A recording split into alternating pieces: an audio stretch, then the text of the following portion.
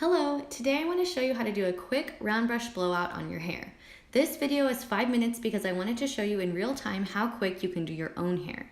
I always start my blowouts by rough drying the hair, getting the hair mostly, sometimes almost completely dry before I put a brush in.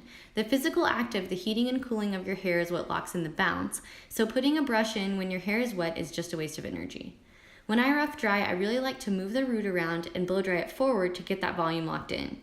You can also rough dry your hair upside down to get more volume.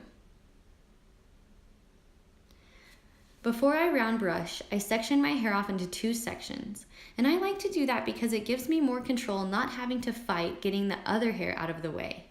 I like to use a large round brush so I can take big sections and do my hair quickly. Each time I put the brush under my section and use the dryer to direct it, or I'll lay it on top of the brush to get it started.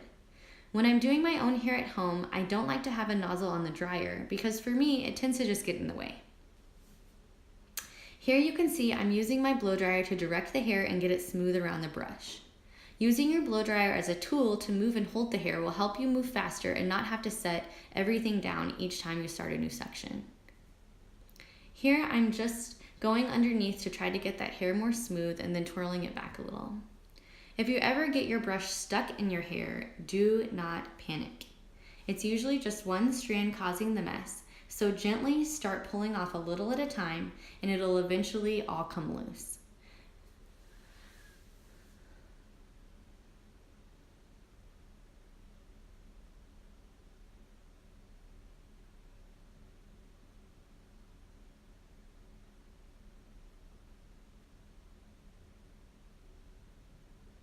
Be sure not to forget the back.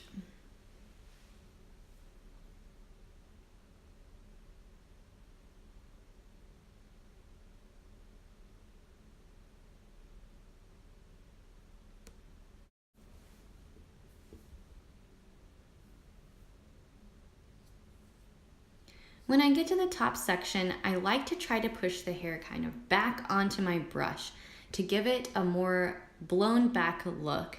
Kind of pushing it away from my face.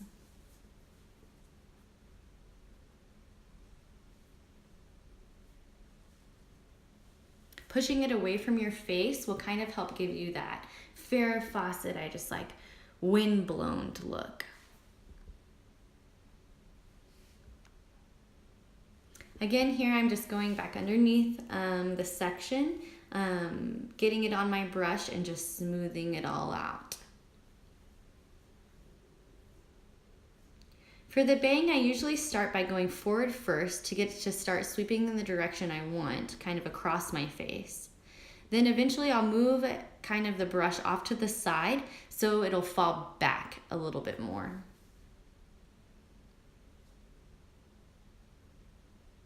Occasionally, I like to go back over all the hair to kind of meld the top and the bottom together for smoothness. At the top of my head, I usually take my sections back so I can really maximize my volume in the crown. Getting a lot of volume on the top of your head and in your crown also helps it to stay clean longer because that's an area that sometimes I feel like can get kind of like a sleep look on it. And kind of taking it back, really getting that volume under there with your brush will help it to make it look like it's not matted and looking dirty.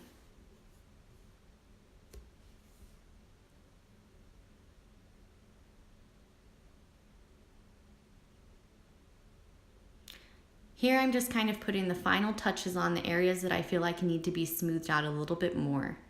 A round brush is for locking in the bounce and smoothing out the hair. I don't know about you, but the bangs are always a troublesome spot for me, so I end up going over those bangs a few times throughout my blowout.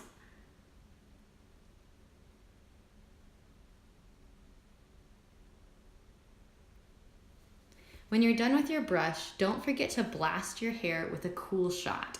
This will help to ensure your volume lasts longer and smooth out your hair.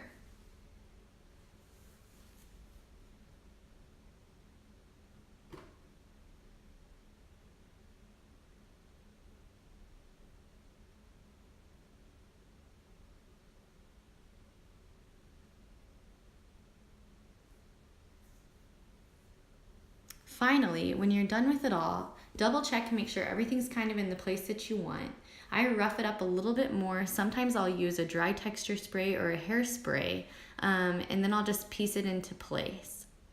I always like to toss my bang around a little bit in the front, just so that way I can make sure that it has enough volume and then it kind of looks that blown out look. Thanks for tuning in, and be sure to check out my channel and my Instagram @AshleyReneeHair for more tips and tricks.